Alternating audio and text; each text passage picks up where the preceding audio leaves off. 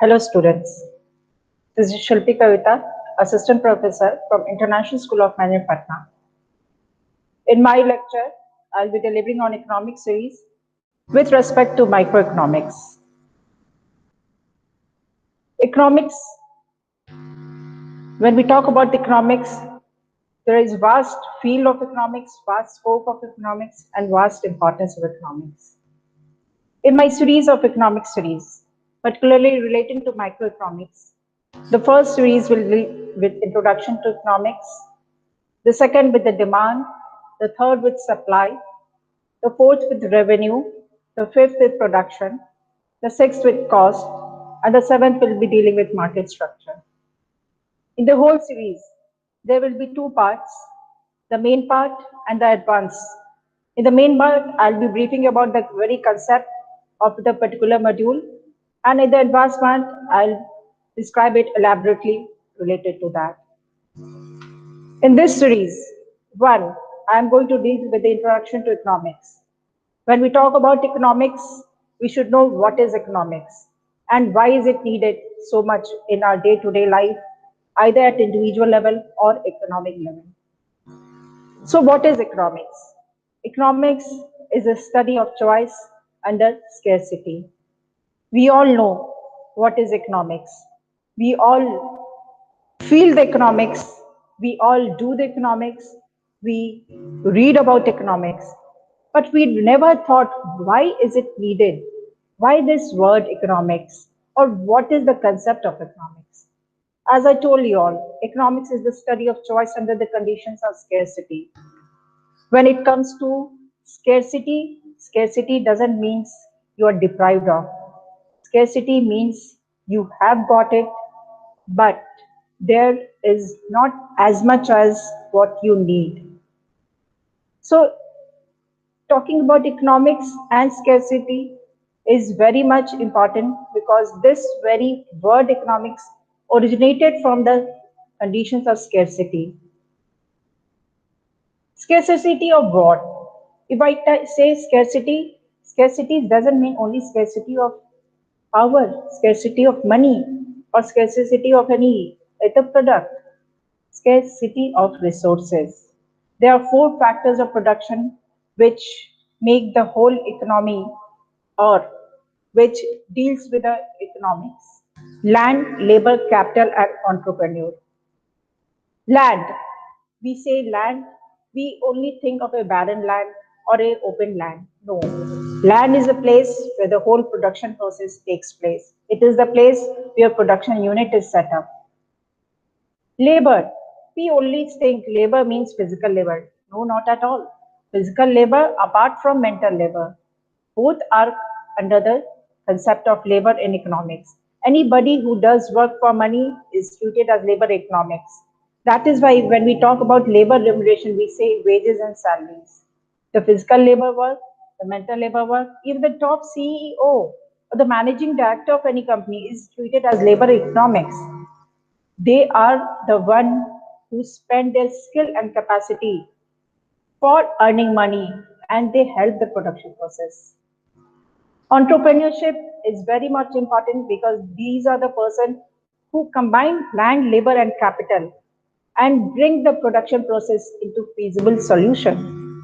So land, labor, capital and entrepreneur, these are the four factors of production and these four factors of production are scarce.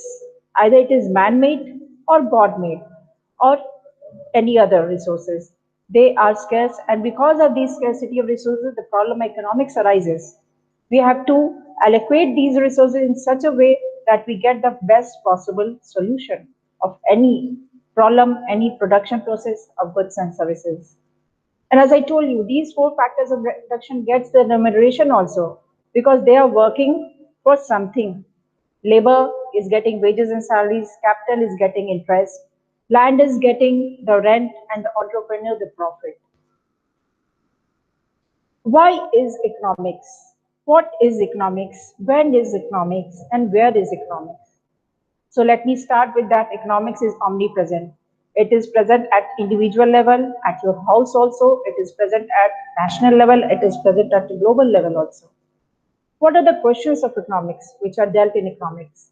what to produce, how much to produce, how to produce, for whom to produce, and who gets to make these decisions.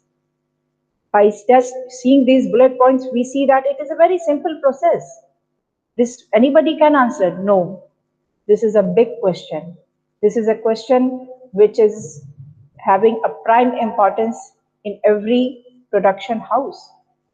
When we say what to produce, we have to think what we are going to produce and how much it is will be produced with which production process and for whom to produce it. This is a basic, I should say, this is the starting part of any production. Because until unless we target the production people, the people who are associated for their consumption of that production process, we cannot start with the what to produce and how much to produce. And naturally, these decisions are made by us, the entrepreneur, the producer. There is a concept of positive and normative economics. When we say economics, economics is not only concepts or facts or theories. It is very much beyond that. Positive and normative economics both are interdependent. Positive economics is the facts and figures, the concept, the theoretical part, and normative is your suggestive part or prescriptive part. Where I say India is having a great illiteracy rate, that means India is having an illiteracy rate higher than the developed countries. This is not only a statement, this is a statement which is based on facts and figures. There has been research, there has been survey that people are illiterate here as compared to the developed countries. Now, the normative economics will tell how can we deal with those illiteracy problems. Not only illiteracy, any problem, poverty problem, unemployment problem, any statement, any facts which are based on facts and figures is the positive economics. And normative economics, your prescription. Prescription means your suggestions, your view, your value judgment, what you can tell about that very fact and figures or any problem. So generally, when we talk on the economy point of view, we see the facts and figures, we give the suggestions. There are many seminars also, there are many research also, surveys also. The suggestions are welcome that what you can suggest for the any problems which is based on facts and figures. So basically, positive economy explains how the economy works, plain and simple, and normative economics prescribes solution to those economic problems.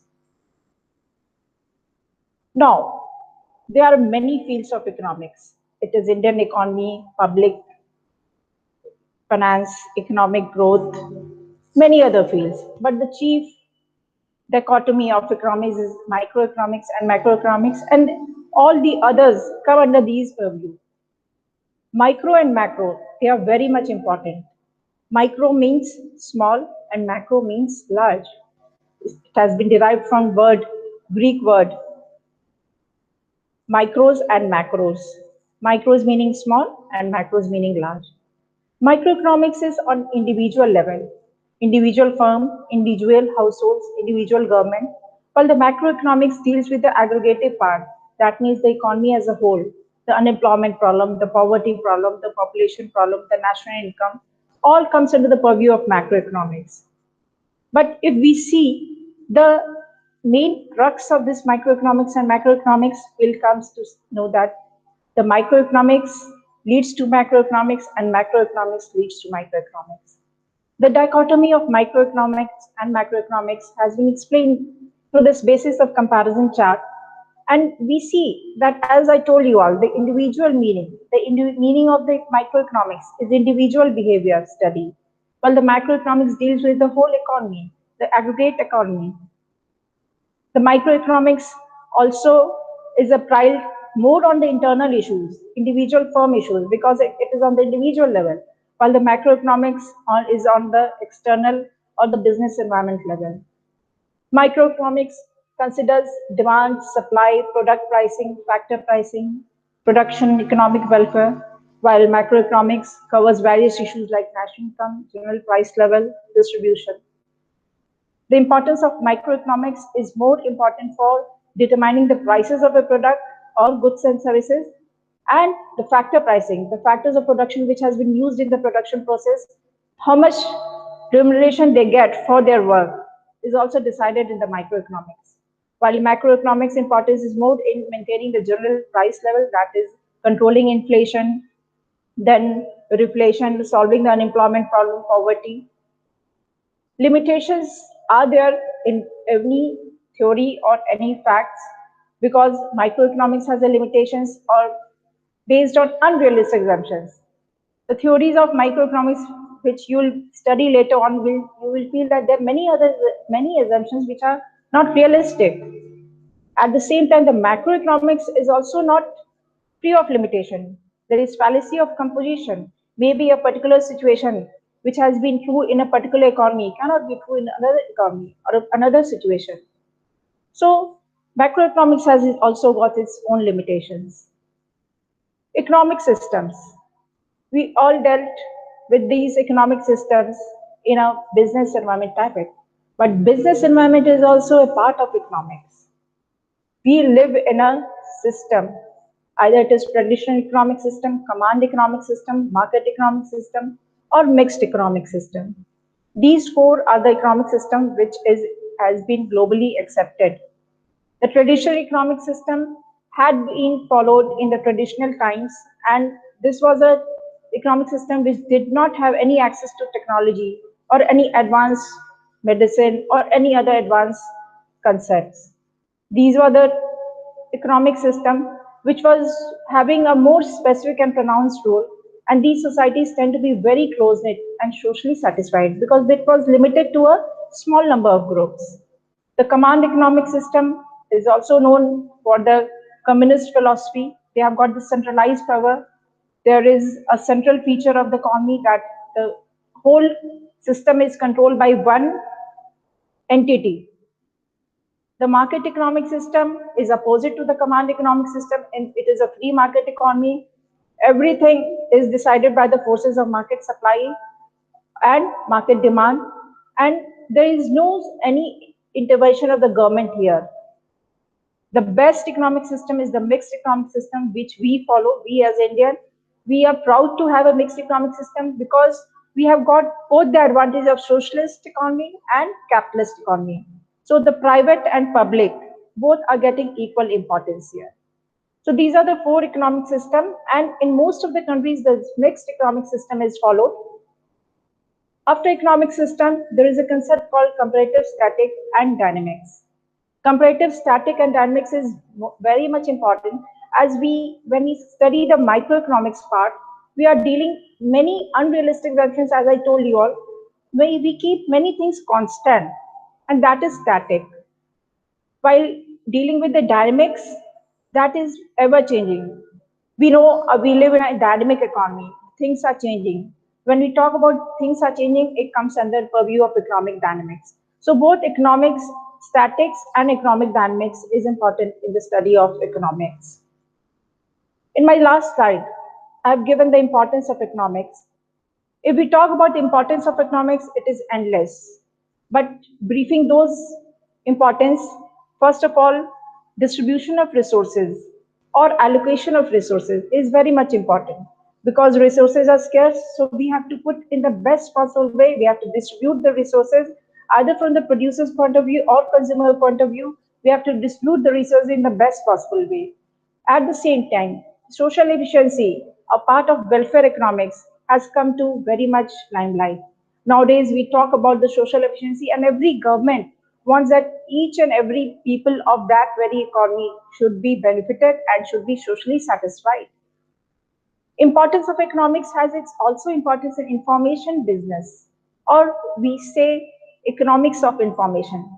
Economics of information means where the information is shared from public to private, from private to public, or any from one domain to another domain and another domain to another.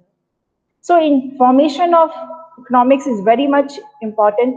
As we all know, we are a consumer, we are a producer somewhere or the other, and we should be informed of everything, either it is market supply or demand. Economics also helps in forecasting because without forecasting, we cannot predict or we cannot take a step for production and consumption. So forecasting of economy, then how to fix market failure.